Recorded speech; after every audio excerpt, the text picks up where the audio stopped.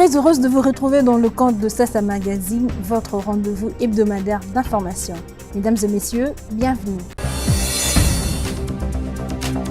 Renforcement de capacité des nouveaux conseillers municipaux, voilà l'objet de la mission du groupe de députés français d'origine congolaise en séjour à Kinshasa, révélé au premier vice-président de l'Assemblée nationale, Isaac Jean-Claude Chilumba. Sassa Magazine. Le retourné d'Angola basé à Chilumba, au Kasaï central, équipé en matériel pour la fabrication de briquettes écologiques. Une action menée par l'ONG Women Expertise avec l'appui financier du HCR. Sassa Magazine. Et en sport, Kinshasa a abrité la 21e édition du championnat africain de boxe, dénommé Kinshasa 2024, depuis le 19 octobre au gymnase jumelé du stade de Martyrs. Voilà tout pour le sommaire.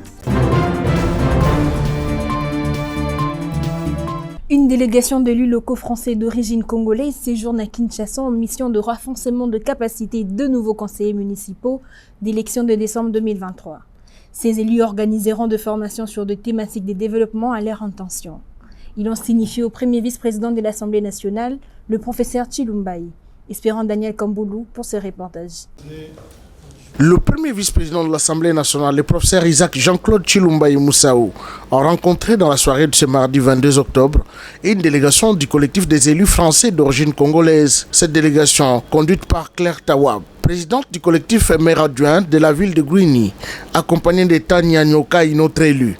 L'objectif de cette rencontre est de nouer des contacts solides avec les élus municipaux congolais et de partager des expériences pour booster le développement des entités locales en RDC. Les élus français saluent l'organisation des élections municipales en RDC, tenues le 20 décembre 2023, et voient en cette étape une opportunité de collaboration entre les deux pays. Claire Tawa a souligné l'importance d'accompagner les élus congolais à travers des formations spécifiques leur permettant de mieux appréhender leurs rôles et responsabilités. Parmi les thématiques prioritaires identifiées figurent la santé, l'environnement et les nouvelles technologies de l'information et de la communication. Les élus français ont également élaboré un guide pour l'élu congolais basé sur la loi de la décentralisation en RDC qui sera présenté aux élus locaux pour les aider à mieux s'intégrer dans leurs fonctions. Ce guide vise à rendre plus accessibles les informations clés pour que les élus congolais se sentent à l'aise dans l'exercice de leurs fonctions. Nous sommes là justement pour accompagner, donner, outiller ces élus. On a préparé un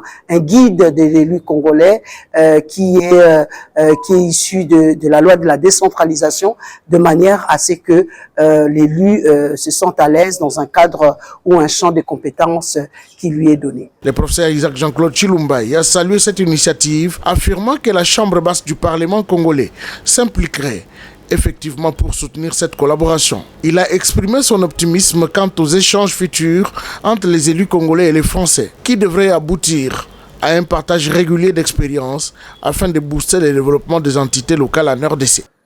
Direction Kasaï central à présent. Les organisations féminines de la société civile restituent le 2 forums tenus à Matadi en vue d'une interpellation pour prendre en main sa destinée en faveur d'une gouvernance démocratique. Élément de Freddy Million Bouemboué, rendu par André Katende. Le mercredi 23 octobre 2024, le bâtiment administratif du gouvernorat du Kasaï central a accueilli une séance de restitution essentielle. Ici, les recommandations clés du 7e Forum national des ministres et chefs des divisions provinciaux du genre et du 2e Forum national des organisations féminines de la société civile ont été partagées. Les participants venus de toutes les provinces de la RDC avaient convergé à Matadi en septembre dernier pour discuter des moyens de renforcer la place des femmes dans la gouvernance. Pour les Kasaï central, la délégation comptait notamment Sabina Kabulo, Laetitia Makolo et Nathalie Kambala Loussé, toutes engagées pour l'égalité de genre. Ces forums soutenus par l'ONU Femmes ont permis aux provinces de partager leurs expériences et d'établir des recommandations. Aujourd'hui, il s'agit de faire connaître ces solutions et d'encourager une gouvernance inclusive. La secrétaire particulière du gouverneur a insisté sur la nécessité de renforcer l'engagement politique des femmes. Selon elle, la création de partis politiques féminins et la révision de la loi électorale pour respecter la parité sont des priorités. Elle a également encouragé les femmes à s'approprier les outils de leadership, d'audit et de communication. Appuyer les campagnes de sensibilisation des femmes par des actions de renforcement des capacités sur les stratégies de lutte, de politique, de leadership et de communication pour le persuader de ses présentée. Pousser les femmes à s'approprier les questions de gouvernance et à s'engager en faire la promotion.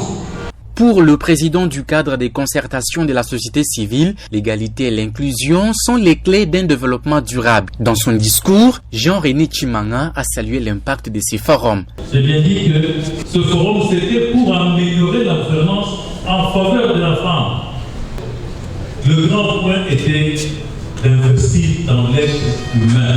La prochaine édition de ces forums se tiendra à Goma l'année prochaine, poursuivant la dynamique d'un Congo plus inclusif et équitable. Restons dans ce coin du pays pour vous parler de l'ONG Women's Expertise qui venait d'équiper les retournés d'habitants Chilumba pour la fabrication de briquettes écologiques avec l'appui financier du HCR. Retrouvons Freddy Million Mbwembwe et Anastasie Mimbolo pour ces reportages. Dans les coins reculés des Chilumba au Kasaï central, l'ONG Women's Expertise, avec le soutien financier du HCR, a offert ce vendredi 25 octobre aux familles de précieux équipements pour la fabrication des briquettes écologiques. Ce matériel, distribué dans les villages de Benakabia, comprend des carbonisateurs, des sacs et des tamis. Ces équipements permettent aux familles de transformer les déchets biodégradables en briquettes. Un geste fort qui s'inscrit dans une double démarche, offrir des revenus durables et contribuer à la protection de l'environnement en réduisant la dépendance au bois et en encourageant la propriété dans la communauté. Ces briquettes, conçues pour la cuisson, pourront être utilisées par le foyer et vendues sur le marché local, renforçant ainsi l'autonomie financière des familles. Le bénéficiaire ne cache pas leur joie et leur reconnaissance. Une femme témoigne de l'impact que cette aide représente pour toute la communauté, saluant l'initiative qui leur redonne espoir. Nous remercions nos frères qui sont venus nous aider. La journée a commencé par une formation pratique. Les participants ont été divisés en 3 groupes et 12 ménages, chacun guidé dans les processus de fabrication des briquettes. La collecte des déchets biodégradables en est la première étape et John Ntumba, chargé du programme, nous explique le fonctionnement de cette mini-fabrication. On a commencé d'abord par ramasser les déchets, après ramassage des déchets, il y a séchage. Après séchage, on passe par la carbonisation. On doit piler, puis tamiser. Après avoir tamisé, nous passons à l'étape de mélange. Nous mélangeons avec les liants, soit les kaolins, soit l'argile. Et après cela, nous avons des briquettes que nous allons sécher. Donc dans 3 jours, on a déjà les briquettes prêtes à être utilisées. Pour ces familles des Chilumba, cette initiative est bien plus qu'un simple don.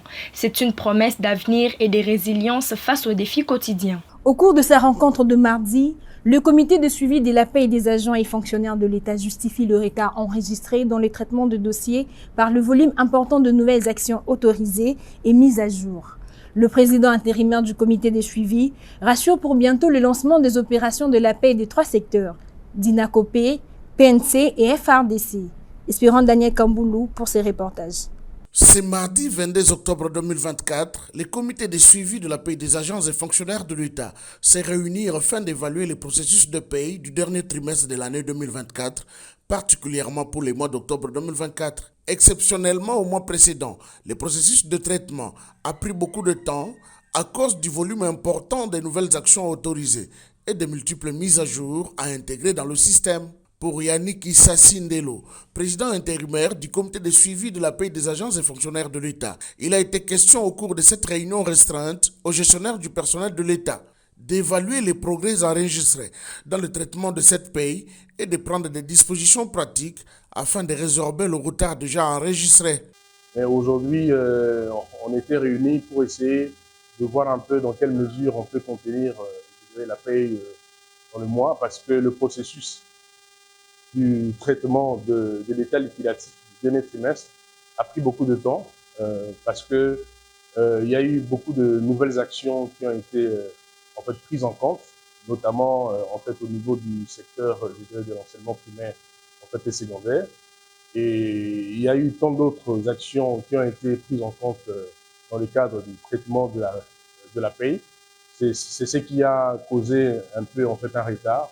Ainsi, il rassure le lancement des opérations de la paie pour les 3 secteurs à mise à jour, DINACOP, PNC et FARDC, avant la fin de cette semaine. Par ailleurs, Il rassure que tout est mis en œuvre pour que les délais annoncés soient tenus pour les prochains mois et que la paix retrouve son cours normal et à l'échéance prévue dès le mois de novembre 2024. En sport, la ville de Kinshasa a accueilli le samedi 19 octobre la 21e édition du championnat d'Afrique de boxe Kinshasa 2024.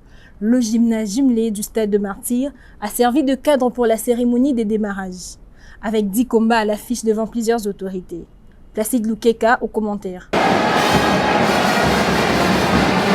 Le gymnase jumelé du stade des Martyrs a vibré le samedi 19 octobre au démarrage de la 21e édition du championnat d'Afrique de boxe Kinshasa 2024. Après une cérémonie d'ouverture haute en couleurs marquée par la présence des autorités, c'était maintenant le tour du sport. 10 combats étaient à l'affiche pour cette première journée.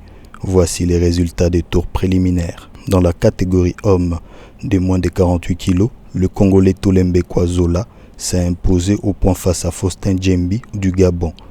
De son côté, Hamza Ezadi du Maroc a également remporté son combat, battant au point Silus Onyango du Kenya. Le Camerounais Martial Wang n'était pas en reste. Il est sorti vainqueur face à Lucas Manengula du Mozambique. Chez les moins de 54 kg, Paulo Banguine du Mozambique l'a emporté au point sur Marouf Amin du Maroc. Dans la catégorie des moins de 57 kg, Morning des vélos de Namibie s'est imposé au point face à Bilonda Masala du Congo. Belle prestation chez les moins de 63 kg. Le Congolais Boniface Zengala a triomphé au point face à Excellent Bolo du Congo, tandis que Massamba John Paul d'Afrique du Sud a mis KO Sébastien Alela du Gabon au deuxième round. Nadir Abdel du Maroc s'est imposé au point face à Arthur Lendoy du Gabon dans la catégorie des moins de 67 kg. Et chez les moins de 75 kg, Junior Mendy du Sénégal a dominé Oyo Noani du Congo, là aussi au point. Enfin, pour clore cette soirée de boxe intense, Rigen Anisha s'est imposé dans la catégorie des plus de 90 kg, battant Baldé Diarga du Sénégal. C'en est complètement fini pour ce numéro de Sassa Magazine. Merci d'avoir été de milliers à nous suivre sur différentes chaînes partenaires. L'info continue sur notre site internet www.sassastudio.net.